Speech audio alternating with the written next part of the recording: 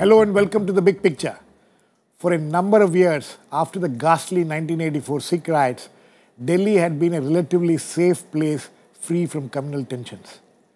However, in the last few weeks, suddenly the communal atmosphere in the capital is turning dangerous. The simmering tensions are visible in some parts of the city. Trilokpuri in East Delhi, the worst affected during the Sikh riots, is again facing communal conflagrations with Hindus and Muslims now at each other. Even as the situation there is slowly coming under control, Bhavana in North Delhi has become the latest communal hotspot with simmering tensions. A Mahapanchayat called by some Hindu leaders yesterday have opposed the Tajia procession by the Muslims to be held tomorrow on the occasion of Muharram. Citizens groups have warned of simmering tensions in some other parts of Delhi too. Why is Delhi suddenly simmering with communal tensions? What are the reasons behind it and how can it be controlled? We will discuss all this today with Marwah, former Delhi Police Commissioner and has also held several important posts including governorship, Wajahat Habibbulah, former Chairman National Commission for Minorities, Shailaja Chandra, former Chief Secretary Delhi Government, and Rakesh Sinha, Director India Policy Foundation, a think tank in the capital associated closely with the RSS. Welcome to all of you.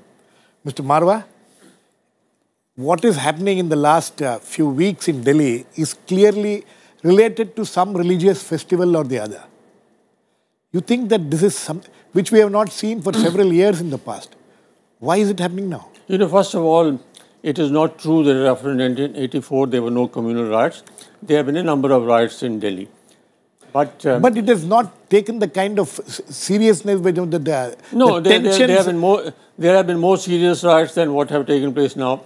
But that is besides the point. When was that? When is the which are the ones? Well, during my time, so that was not all that long ago. But the point you have made is very valid. I have no hesitation in saying that whenever there is a major communal riot, first there is some organization behind it, some pre-planning, and there are some people who are pursuing their own local political agendas. And the extremist elements in both amongst Hindus and Muslims feeds on each other. Right. And first they create a sense of insecurity amongst the people of their constituency, and then project themselves as their protectors, and to have sentiments, emotions to take revenge.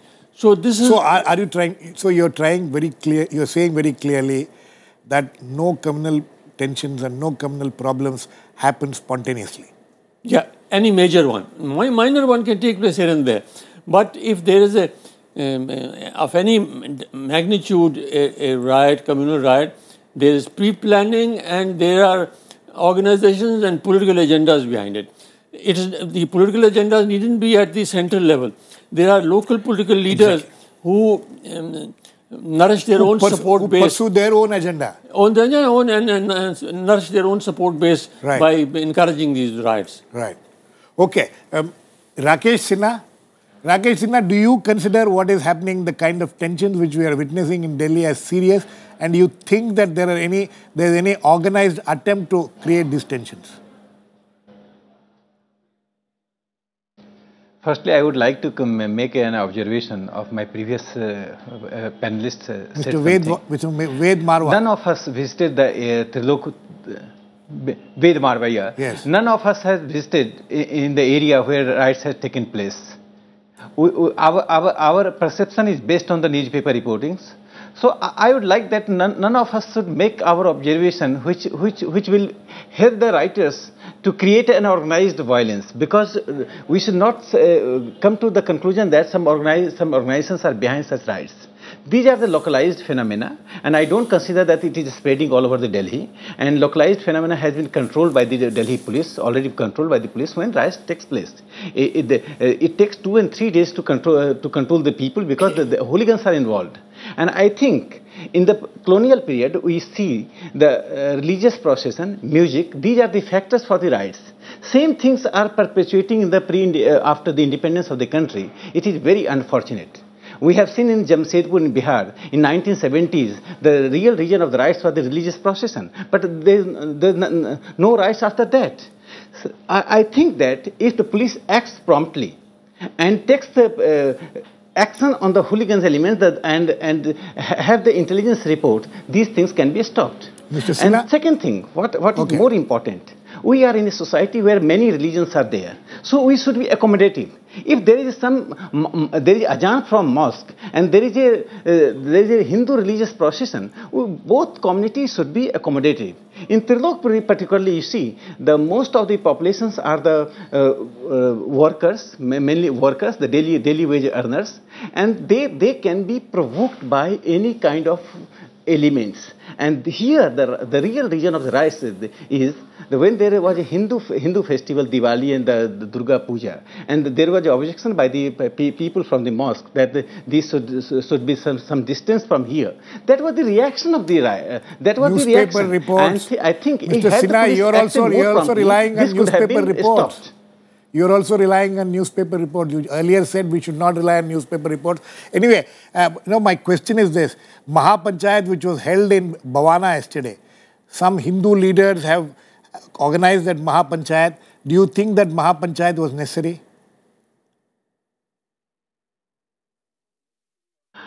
I think before making any observation, any kind of observation made by the Mahapanchayat, we should have the first-hand information. The real reason for such things happening that at the local level, the lack of the social action. If we have social actions from both the sides, these things could have been stopped. No, but the local I fully agree with you. And the Mr. Sinha, kind of community ego. No, that is a kind of community ego that should be demolished. We are not analyzing. We are not analyzing. We are not psychoanalyzing the larger problem. I'm asking you a specific question.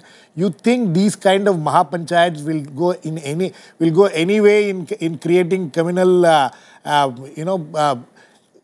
communal brotherhood or something like that, or you think that it can increase tensions? What is the reason of the Mahapanchayat? If someone is asking for the route of the procession and Mahapanchayat says that the route of procession should be shorter, this is the interest of the communal harmony. If they are afraid, there is a kind of apprehension if the route, certain routes may create the communal trouble, if they are asking that the route should be shorter than what they proposed. That could be resolved by the local level and by the local dialogue between the two communities. Okay. Here is not the question of psychoanalysis. I just say that if a communal rise takes place between the two communities, we should not even take the names of the communities, because media should also play the constructive role to deter these things rather than inflating these things. Okay. Mr. Habibbulah, there's a few points made by Mr. Sinha. One is that religious processions create these kind of problems. Would you agree with that? Well, it could be the case in one case or another. It's not that every time there are communal conflicts, it's because of religious processions. And I think the point that Mr. Marwah made, he was making out of his experience, not that he said that in this particular case it happened. He's been Police Commissioner of Delhi. I myself can vouch for the fact that usually there are organizations that are involved in this kind of thing. Unfortunately, you see, the idea of having a Mahapanchayat to discuss the upcoming Muharram procession in itself is not necessarily wrong. But that Mahapanchayat should not constrict itself, as Mr. Sinha says, it should not constrict itself to one community. You can call all residents of that area to discuss with each other that, okay, the Muharram procession is to go out this way, there may be problems, so we can, but to demand that and to lay down the law, that I think is something that could become the light that matches the light that fires the match. But the point really is that what has happened and what has been happening in Delhi, and I wouldn't agree, of course. You see, what happened in 1984 was something that's much worse. Mahapanchayat was attended by people from Uttar Pradesh also. That's right. If you have a Mahapanchayat should normally mean the residents of the area. Panchayat, what does Panchayat mean? The wisdom of the community of that area. So if the Mahapanchayat of Bhavana had been of the people communicating with each other about the forthcoming Muharram procession, I really personally would not see any major objection. In this case, and again my information is based on newspaper reports, the Muslim committee had already agreed that the procession is not to take the same route as last time, and it's good to avoid that area. So then what is the purpose of the Mahapanchayat? And this will become apparent had they been also invited to the Mahapanchayat. They would have said, but you see, this is not the plan at all. So the idea is that community is working together. I think the gist of the whole problem is that we must have our Indians, whatever their community may be, Sikh, Muslim, Hindu, Buddhist, Christian, whatever we are all Indians. And we should sit together and in a neighborhood that even more. Unfortunately, that's not happening. That is not what is happening. That is what is alarming. Shailaja, Chandra, Delhi is in a very, very peculiar situation right now. Here we have a situation where the president's rule is on. The Lt.Governor is ruling through the president. But there are elected MLAs, and the situation is now under the control of the central government. So, how does one tackle a situation like this? Who is responsible for it? You see, Delhi ought to be considered in a very happy position, not because of the president's rule per se, but because it is the Delhi police is really controlled by the Ministry of Home Affairs. It is not privy to the kind of political influences that we have seen in other states. It does not have all the baggage of casteism and favorites. It is more or less managed, I would say, in a balanced and proper governance systems do operate. Now, what happened in Trilokpuri or happened in Bhavana is shocking because these two places, particularly Trilokpuri, is hardly half an hour away from the seat of the police headquarters. Police headquarters. Police on their own nobody has said that they were taking sides. Nobody has alleged that they were being biased towards a particular community. What I know of Delhi police, I have been Chief Secretary in Delhi and also worked in the Home Department of Delhi for many years. I know one thing about this police force, it is not biased in that sense. And I've seen other police forces, so I'm speaking with some sort of a degree of experience on this matter. For them to be able to contain this situation is not difficult at all, but if they're given a free hand. If, however, there is a feeling that this is something which the communities are keen to perpetrate, are keen to see that there is an issue on which they have some altercation, then police can do very little. I know when we were SDMs and magistrates, I'm talking about the 70s and things, I was a young officer then, you would judge, the Union Home Ministry would judge the Deputy Commissioner of Delhi, it was then a single district, and all the officers and the police by only one standard. Have you been able to avert any communal incident? Let it be Muharram, let it be any. We had to sit as magistrates in the middle of Jama Masjid for 2 days. Why? Because it was your duty to see that nothing untoward would even get, you have to have your ears to the ground and be able to stop it even as soon as you get the mukhbar, that is the informer, tells you that something is amiss. If this system must be continuing, there's no way that it has been given up. If despite that this kind of situation can happen, it is a sign that there is a kind of a polarization, and whether the polarization is taking place, it seems to be, if you look at the figures of the National Crime Records Bureau, it's not as though Delhi is the only place. There is a lot of rioting. It has not been broken into communal rioting and other rioting. But I talked to a few people, and I don't want to cast aspersions on Delhi, but there seems to be some nexus with the chance that elections are going to come, or there is some possibility that you can polarize communities for purposes of getting votes. Mr. Marwah, would you agree with that? There is this popular, you can see, I've seen several newspaper articles and reports saying that maybe it's the impending elections which is creating this kind of an atmosphere. In that case, what is as Shailaja was pointing out, You know, Delhi is now divided into several districts. What are the police doing there? The SDMs doing there? What kind of a control the central government, the Home Ministry is having on these kind of situations? You know, some of the signs are very worrying because the very word Mahapanchayat in Delhi. This is for the first. We have not heard that. This for the first time. Exactly. This particular thing is being used, right? And we must see this in the context of what happened in our neighborhood in UP. So obviously, the same kind of Mahapanchayat in Muzaffarnagar, and we know what happened last. One is worried about it because there are obviously mischievous elements which want to polarize communities on a religious line for obvious political benefits, and that should be. And I must say, Delhi police has done a reasonably good job. They must. But why were they not able to control, or especially what happened in Trilokpuri? In Trilokpuri, we are told that there were intelligence reports, there were warnings to the. But how did they allow it to reach that kind of a situation? Even today, in that area, I cross that road area every day when I come. There are quite a lot of tensions prevailing there. I don't know the ground situation. I can only base my opinion on what has appeared in the media. Because communal riot means not just a few people injured; it can lead to very serious situations. Right. So they have been able to control that, and I think we should compliment on that. There are standing instructions of the Ministry of Home Affairs, and as far as my knowledge goes, those instructions are still there. That whenever there is a reasonable chance of a communal violence flaring up, the police can use strong-hand methods to suppress that, because they are aware of the potential of this thing getting out of hand. Normally, police uses minimum use of force, but those instructions are set aside whenever there are communal violence flare-ups. So, I think Delhi police has... Sir, my question is this. Mahapanchayat, for instance, yesterday the Mahapanchayat took place. Why was it allowed to be taken place? What are the rules? What is it that who should give them permission? Was permission taken? Some reports say that there were no permissions taken.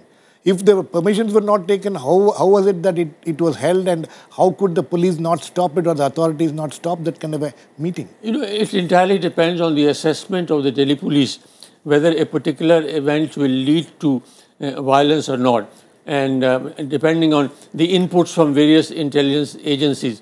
Nobody else can interfere in this assessment. An prohibitory order under Section 144 in Delhi, it is the discretion of the Commissioner of Police. Unlike in the district where it is the district magistrate who promulgates these orders. So one can, as I said, one can see how it has been handled. One can always quibble about whether they should have taken action a little earlier or a little later, because too much action in the beginning also can be counterproductive. The reports are that a lot of provocative speeches were made there. Yeah, if they haven't taken action, they should have taken action, because there are clear laws, legal provisions under which they can take action against them. Obviously, till now there is no action taken by Rakesh Sinha. So what Mr. Habibbulah was pointing out, if you had, first of all, whether that Mahapanchayat had the permission of the authorities or not is still under question. Secondly, even if that kind of a panchayat or Mahapanchayat, which we have never heard of in Delhi before, the first time this is happening, as far as if Mr. Ved Marwah can't remember, I don't think anybody else can remember anything like this. And as Mr. Habibbulah says, even if you wanted to have some kind of a meeting like that, wasn't it important to have all communities together to have this kind of a meeting? Why was it such a one-sided meeting?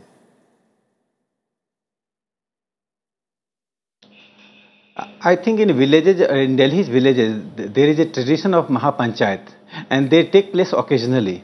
But I don't support that any Mahapanchayat can pass a ruling. Those panchayats happen with all communities participating in it. This is a single community panchayat, Mahapanchayat, like the one which we saw in Muzaffarnagar, which some months back, last year actually. They saw that there is some kind of psychological division in that area. There is a kind of polarization that should be stopped. But the fundamental question is that what efforts the NGOs and other organizations are doing. Police has done a wonderful job by stopping the riots in Trilokpuri. Another factor which I am going to point out that not only Trilokpuri but also in Lakshmi Nagar in certain areas of Delhi, there is a drastic demographic changes are taking place for the last few years. Some Bangladeshi infiltrators are coming and they are settling there, and there are certain provocative speeches in the mosque. They are creating a kind of polarization in areas. I am giving example of the Lakshmi Nagar. In a small area, there are more than 2 dozen Urdu newspapers are being published. It is not the question of Urdu or Hindi newspapers. It is a question of the kind of certain changes that are taking place that must be taken into account. Is that and the Bangladeshi infiltrators may have been playing the role. Sorry. Second thing. Sorry. 1 second. I just want to intervene. You are saying that half a dozen, or 1 dozen, or 2 dozen Urdu newspapers are being published. Is that a provocation? No, I am just telling you that certain kind of demographic changes and certain kind of qualitative changes in the locality are taking place that must be taken into account, because these things in long term create problems not only Trilokpuri but other areas also. But in a civil society, we must have to see that if the demographic changes are taking place, what are the reasons? Why people are getting polarized in certain area? This is the very fundamental issue which must be addressed by the police, must be addressed by the civil authorities, must be addressed by the civil society. Second thing I am trying to point out that Bangladeshi infiltrators are a large number of Bangladeshi infiltrators are in Delhi. Due to the political reasons, no NGO, no other, even the police is helpless to point out that these are the Bangladeshi infiltrators, because these things always create problem for the police. Police is accused that it is biased for the Hindus and the anti for the and the biased against the Muslims. These accusations are very normal. That's why police remains inactive. I think in Delhi, in the last 10 years, the police have identified only half or 1 dozen of Bangladeshi infiltrators, but their number is in lakhs in Delhi. What is police is doing? Okay. That's why I am telling you that if the Trilokpuri was covered, Bhavana can be covered, but the fundamental issue must be addressed in Delhi. And then one more thing. One more thing I am telling you that in 2011 census, I am telling you that the population growth of the Hindu population since 1961 to 2011, 2001 was almost 421%. But the growth of the Muslim population is almost 977%. So these kind of imbalance changes must be addressed at the local level, at the level of the police, at the level of the civil society. Okay. It is not to be biased against any community. No, that's right.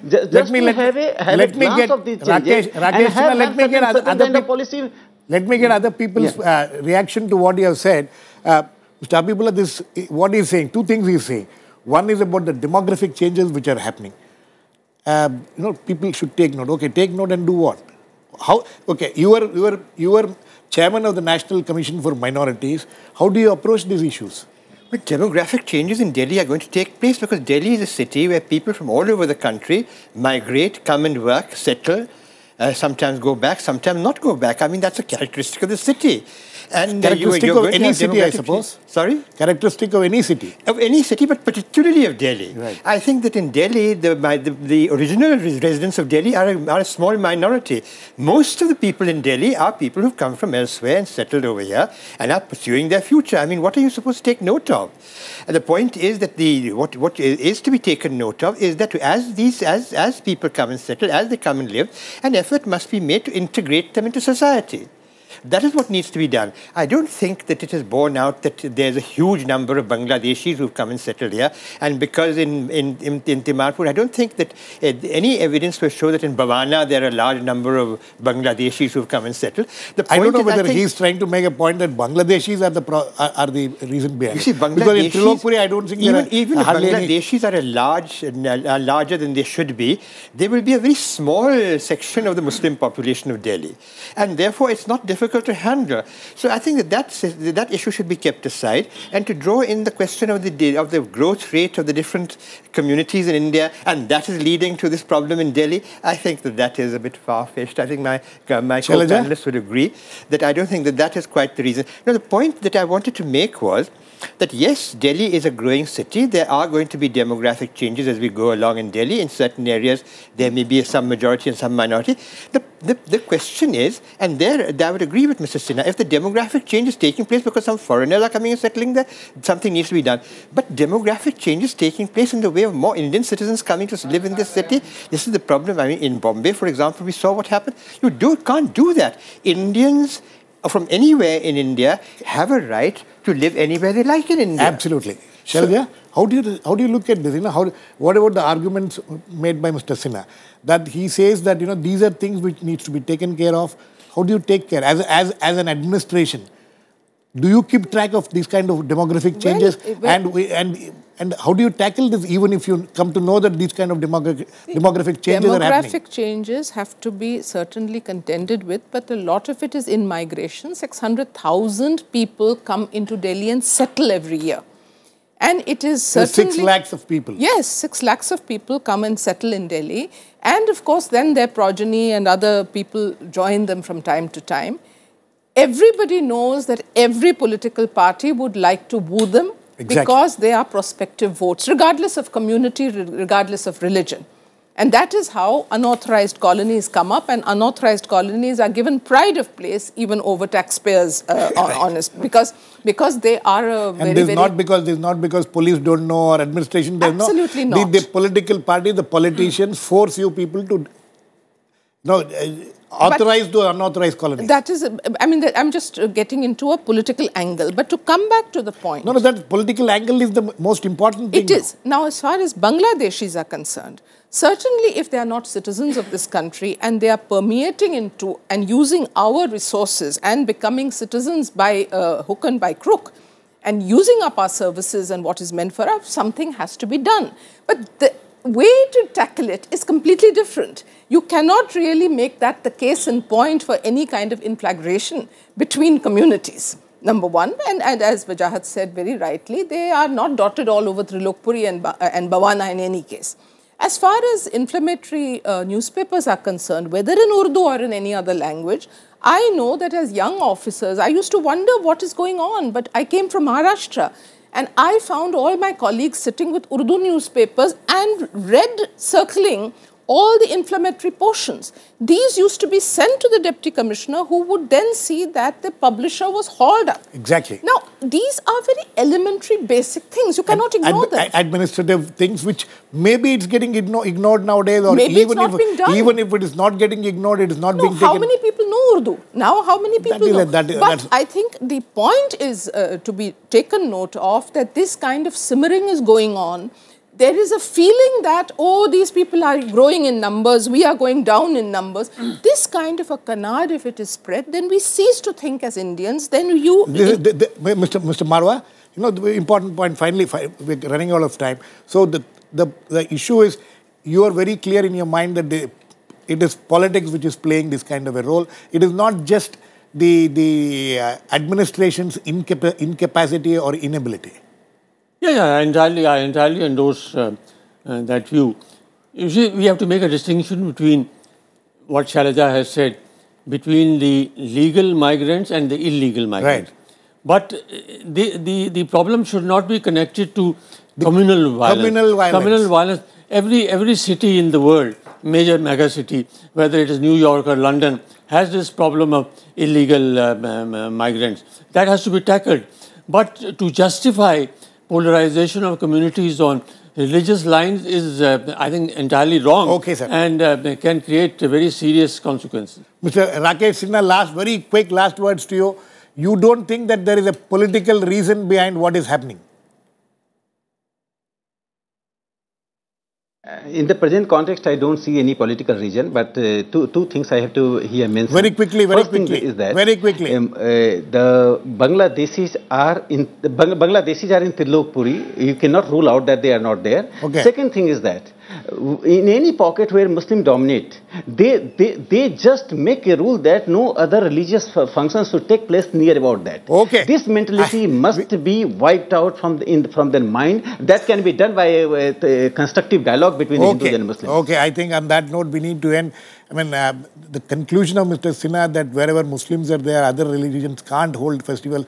I don't think that can be, borne out by facts. But anyway, these are concerns, and these seem to be some of the reasons why the communal tensions in Delhi is simmering.